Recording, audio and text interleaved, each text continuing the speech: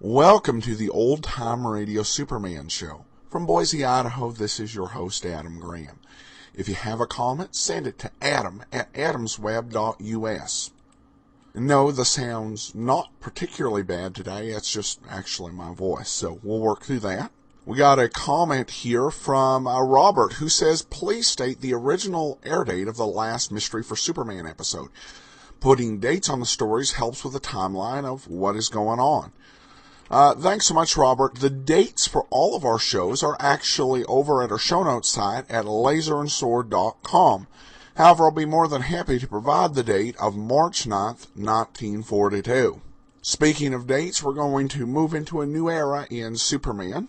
I'll tell you a little bit more about that in a moment. Before we do, I want to encourage you to check out Tales of the Dim Night, dimnight.com. It's a fascinating look the world of superheroes with a nice parody and pays homage to a lot of superheroes, including Superman, Underdog, Teenage Mutant Ninja Turtles, and so much more. You can get your copy either as a book or in a wide variety of ebook formats at dimnight.com. Much of the Superman serials from 1942 to 1945 have basically been lost, partially for reasons I'll discuss after Wednesday's show. However, we do have 3 serials that survive pretty much intact from the end of 1942. 2 of them have a little bit of missing information. However, with the recapping that happens in each episode, you're not going to get lost. The narrator sees to that. The first of these serials, the revised Superman serials, which ran Monday through Friday, that we're going to take a listen to, is Mystery in Arabia. We're missing part 1 of that serial, but we do have part 2, and we got a nice recap of what happened in part 1. So from September the 30th of 1942, it's Mystery in Arabia, part 2. Faster than a speeding bullet. More powerful than a locomotive. Able to leap tall buildings at a single bound. Look! Up in the sky! It's a bird! It's a plane! It's Superman! Yes, it's Superman, strange visitor from another world who came to Earth with powers and abilities far beyond those of mortal men. Superman, who can change the course of mighty rivers, bend steel in his bare hands, and who, disguised as Clark Kent, mild-mannered reporter for a great metropolitan newspaper, fights a never-ending battle for truth, justice, and the American way. But before we join Superman, here is an important message. Fellas and girls, have you ever seen a squadron of American bombers roaring through the air in formation? Have you seen newsreel pictures of Uncle Sam's destroyers cutting through the seas on patrol in search of enemy subs and surface raiders? I'm sure you have, and I bet you were thrilled. You probably felt terribly proud, too. Well, if you've been buying war-saving stamps regularly, you have a right to be proud. Not only because those planes and those ships represent the fighting spirit of America, but because you helped to build them. Yes, sir, every time you bought a war-saving stamp, your money helped buy the labor and materials that are used to make planes and ships and equipment to knock out the Nazis and the Japs. So next time you hear some boy or girl on your block say, oh, shucks, what difference does it make if I buy one stamp or not? What difference can one dime make? You tell them it does make a difference. It makes a big difference. Tell them, for instance, that 5 dimes will buy enough fuel oil to take an American destroyer 1 full mile closer to its objective. Or that 1 dime will buy 5 .45 caliber bullets. Tell them that if every boy and girl in the United States bought just one 10-cent war-saving stamp every day, it would add up to enough money to buy a lot of swift pursuit planes, with which our Army and Navy forces could blast the Axis out of the air. And while you're at it, you might remind them that this is one way that all you fellows and girls can help win this war.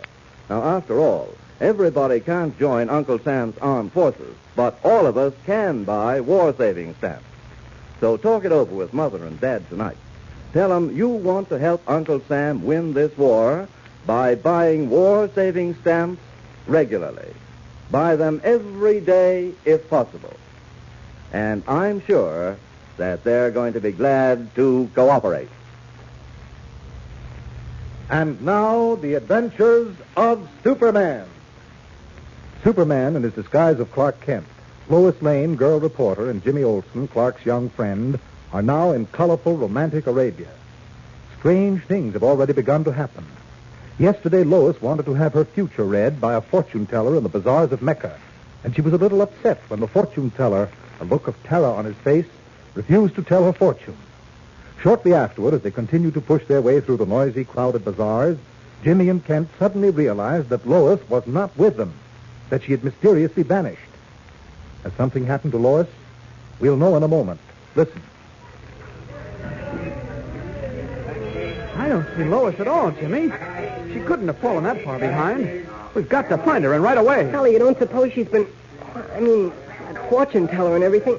You don't think... There's no time for thinking, Jim. We've got to act. Well, what do we do? First, we've got to be sure that Lois hasn't stopped off in one of the shops to buy something. Oh, she wouldn't have done that without telling us. We'd better make sure. Come on. Wait. Mr. Kent, look. What? That man with the red hat on his head. The fez. Yes, he's the same one you've bumped into several times by accident. It was no accident. Mr. Kent, there's something queer about that bird. Look at that sort of half smile on his face. Yes, there is something about the way he's looking at us that... Come on, Jim. We're going to have a talk with that Arab. Okay. Is he an Arab? Well, he's certainly dressed like one. Look, he's starting to move away through the crowd. He doesn't want to talk to us. Saw us coming. I noticed that, too. Well, we just have to catch up with him. Are you there? Wait a minute. Just a minute there. Oh, he's stopping. Look, he's turning around. Gosh, he's so tall and thin and strange looking. You there? I am honored, Effendi. Do you wish to talk to me? You've been pretty close to us ever since we came into this street. My young friend here bumped into you several times. The streets are narrow, Effendi. I regret any inconvenience. No, it isn't that I want to talk about. A young lady with us. Did you notice her by any chance? Notice her? Yes. Vaguely, yes.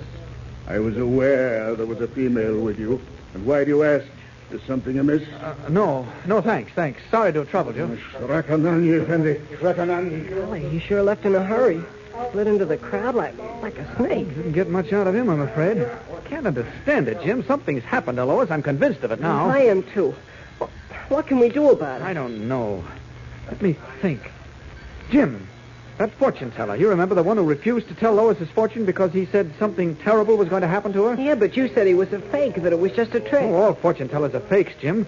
Which leads me to believe this one was in on whatever game is being played here. You mean you think he might know what's happened to Miss Lane? I wouldn't be at all surprised. Come on. We're going to find that fortune teller and make him open up. Maybe he won't talk. Maybe He'll talk if we have to choke every word out of him. Come on, Jim. There he is. Fortunes, tell your fortunes. I want to see you, mister. Effendi, you wish your fortune? No, leave me in peace. Bacharani, you are the one with the female. Leave me in peace. I'll leave you in peace, friend, after you tell me what I want to know. What has happened to that young woman? No, I will not tell. It is too... Never mind the build-up. She's disappeared, vanished. Now, I want to know what's happened to her. She has vanished already so soon. What do you mean? Her fate was written in the sands. I dared not tell her, but I thought not it would come so soon. Oh, stop the mumbo-jumbo. I'm convinced you know what's happened to her. This is all part of some trick. Trick? You think I fool you? Certainly. You don't expect me to believe that you actually saw anything written in that silly sand of yours. Of course. I might have known. You are not an Oriental. You come not from the East. You could not possibly believe that I have power to tell the future. Of course we don't believe it. It's a fake, isn't it, Mr. Kent? Naturally. So be it. Fortune, Effendi. Oh, he's ignoring us, Mr. Kent. What are we going to do? Well, physical violence won't do any good with his kind, I'm afraid, Jim. Maybe we'd better try playing the game. What do you mean? And you'll see. Look, friend. Yes? I've got to find that young woman. She's vanished. Disappeared completely. Can you help me? Perhaps it is possible, and perhaps the sands will tell what you should do. Shall I read the sands, Effendi? Yes, please do. Very well. I stare the sands so. And now I gaze upon what there is writ. What do you see? Wait, Effendi, wait. Gosh, Mr. Kent, look. His eyes are positively blazing. Gee, maybe there is something in this fortune-telling business, huh? Nonsense, Jim, nonsense. Effendi? Yes? Here's what you must do if you would find the female. Yes, go on. When the muezzin calls from the minaret, follow on where the music shall lead. Huh? I don't understand. I can tell you no more. When the muezzin calls from the minaret, follow on where the music shall lead. That hardly tells us a thing when the muezzin calls from the minute. Hello. What's going on back there? There seems to be trouble of some sort, Mr. Kent. There's a whole crowd of arrows milling around someone or something. Golly, did you hear that, Mr. Kent? I certainly did. Someone needs help. Well, come on, then. Let's help him before that crowd kills him. Not on your life. They tear us to bits. You wait here. Where are you going, Mr. Kent? You get the police. I'll be back in a jiffy. Here's a dark doorway. No one can see me here. I couldn't possibly handle that mob as Clark Kent, but I certainly can as Superman. Now, to step out into the street and join the fun. Up, and at 'em. There. All right, out of the way. Out of the way. Let me get to that man. Oh, you would you? Oh, neatly done. Jolly good old boy. Jolly. Give it to him, Superman. Give it to him. Jimmy, get back there. Get out of the way. Not on your life. I'm going to help you if I can. There, you take that. Nice work, youngster. Wish I could handle them the way you do. You're throwing them around by the dozens. Oh, they're scattering fast. Oh, looks like you've done the trick. Yes, it does. Take care of our English friend over there. I've got to leave now. Oh, but Superman, wait a minute. Up, and away! Oh, golly. What a man. You there, boy. Help me up here. Will you help me up? Gosh, you're in a bad way, sir. Those Arabs would have killed you if it hadn't been for Superman. Well, I jolly well think they did anyhow. My skull's cracked beyond repair, my back's sprained so I can hardly stand, and I'm not sure... Oh, no. No! What is it, sir? Me monocle. Your what? Me monocle. Me eyeglass. Oh, look at it. Look at it lying in the dust, shattered beyond recall. Oh, gosh, I thought it was something pretty bad the way you talk. It's only a monocle. Only a monocle. Only a monocle. Hear me, my dear misguided youth. That monocle has been twice around the world. No ordinary monocle, that. Played to the crowned heads of Europe, to the President of the United States, the Premier of France. Hey, what's going on here? Or rather, what stopped here? What happened to the riot? Oh, Superman took a hand in it. What? Didn't last long after that. Superman, eh? I wonder where he came from. All I know is he always manages to turn up when he's most needed. Oh, dear. Perhaps if I were to fit the pieces together with some sort of sickomy bob. What's the matter with him, Jim? He got me. The Arabs almost killed him before Superman arrived. Oh? And all he cares about now is that broken monocle. Excuse me. My name is Clark Kent, and this is my friend Jimmy Olsen. We tried to come to your rescue. Yes. Devilishly sporting of you. Too bad you couldn't save my monocle, you know. Oh, excuse me, frightfully neglectful of me. Forgot to introduce myself. My name is Sir Mycroft Bittersweet. Oh. That's my stage name, you know. Forgotten my real one. Oh, you're an actor. An actor? I am an interpreter, sir. An interpreter of the bard. Shakespeare, you know. William. 3 times around the world, sir. 3 times? I thought you said the monocle had been around the world twice. Well, yes, I left it at home once. So you're a Shakespearean actor. Oh, quite. How did you start this riot? What made those Arabs so mad? Oh, that, yes. Frightfully sordid business. Dates, sir. Dates? Yes, I ate some dates from that stand over there. And the ruddy proprietor of the establishment demanded payment. Quite right, of course. Yes. I said I'd pay him by reciting a speech from the immortal works of Shakespeare. And I did so. What then? He hit me on the head with a slightly used pomegranate. Awkward, most. Yes. I take it you haven't any money. Money? Money? Of what use is money, sir, to an interpreter of... What's that? Oh, the muezzin, Mohammedan crier of the hour of prayer. If you ask me, could use a few lessons in voice culture. Please, quiet.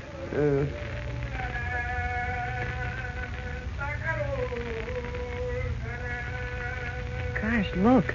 All the Arabs are kneeling, facing the east. Yes. When the muezzin calls from the minaret, follow on where the music leads. Well, if there was anything in what that fortune teller said, we ought to hear some music or something, oughtn't we? Yes. Quiet, listen.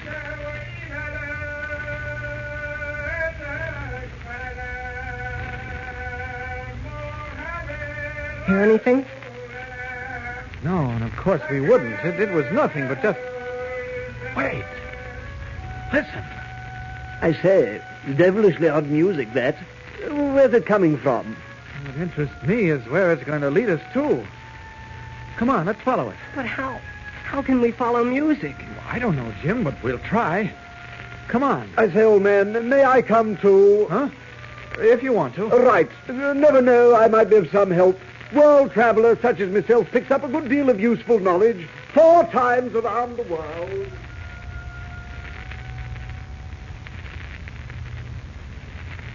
Well, our friends are having some weird and interesting adventures and meeting some odd characters in the bargain. What strange mystery is beginning to weave itself around Kent and Jimmy in Arabia? What has happened to Lois? Will the music lead them to her? Be sure to hear tomorrow's exciting episode. Listen every day, Monday through Friday, same time, same station. Tune in and follow the adventures of Superman. By all means, don't forget to tune in to Superman tomorrow for another thrilling and exciting episode. And don't forget to talk to Mother and Dad before you go to bed tonight about making arrangements to buy war-saving stamps regularly. Start the day off right tomorrow. Buy at least one 10-cent war-saving stamp first thing after breakfast. And remember what I told you at the beginning of this program.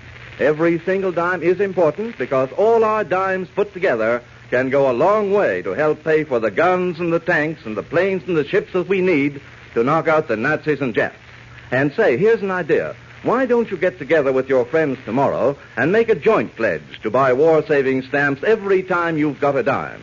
See which of you can buy the most war-saving stamps every week and every month. In that way, you'll be doing your share to win this war. Faster than a speeding bullet. More powerful than a locomotive. Able to leap tall buildings in a single bound. Look! Up in the sky!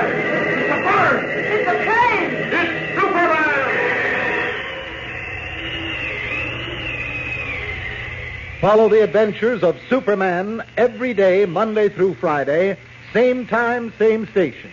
Superman is written and directed by George Lothar and is a copyrighted feature appearing in Action Comics magazine.